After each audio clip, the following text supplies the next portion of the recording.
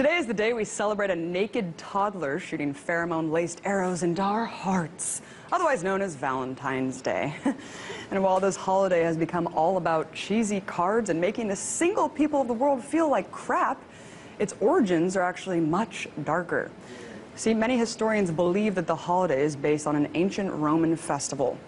From February 13th to the 15th, the Romans celebrated the feast of Lupercalia. The men sacrificed a goat and a dog, then whipped women with the hides of the animals they had just slain. Young women would actually line up to be hit because they believed it would make them fertile.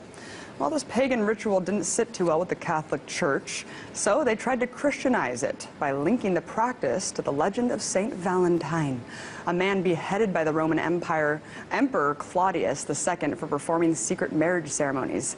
Gives a whole new meaning to the term head over heels, am I right? But while the kinky and sadistic S&M origins of this holiday have largely been forgotten, it seems like the weird use of animals to promote fertility is still alive and well. This Valentine's Day, size really does matter. So if you want to score big points with your Valentine, go big with the big hunk of love bear from Vermont Teddy Bear. He's 4.5 feet tall. He's soft.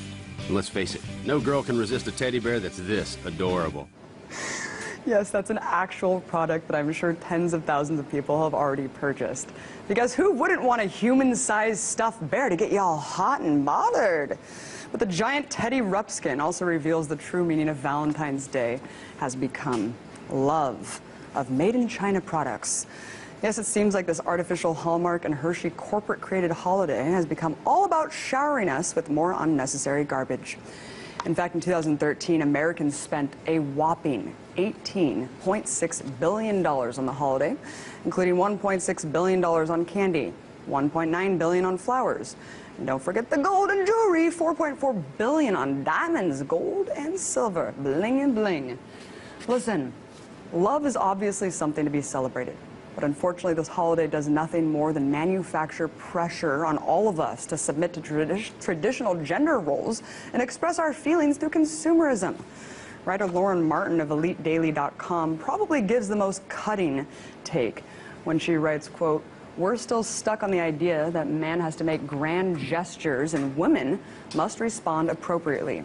We're still stuck on the prehistoric notion that couples should be celebrated and individuals should be shamed. Valentine's Day is for imitators. It's for people who don't know how to act unless directed by cues." Not to mention, this holiday sadly does little to actually bring couples together. In fact, dated journalist David McCandless scanned 10,000 Facebook breakup notifications over the course of a year and found that the majority of breakups happened the days following Valentine's Day, as well as the 2 weeks before Christmas. Probably in part due to the enormous pressure and expectations surrounding the holiday. So look, I'm not trying to knock love or relationships. I'm not trying to be bitter, and I'm not trying to say that you don't need... I'm just saying you don't need to wait to show it to your partner that you love them. And if you do want to participate in V-Day, then for God's sake, please be more original than a giant stuffed teddy bear that I can assure you no woman wants. Because spending all of your money just to fit in with some societal archetype of true love goes against everything that real love is supposed to be.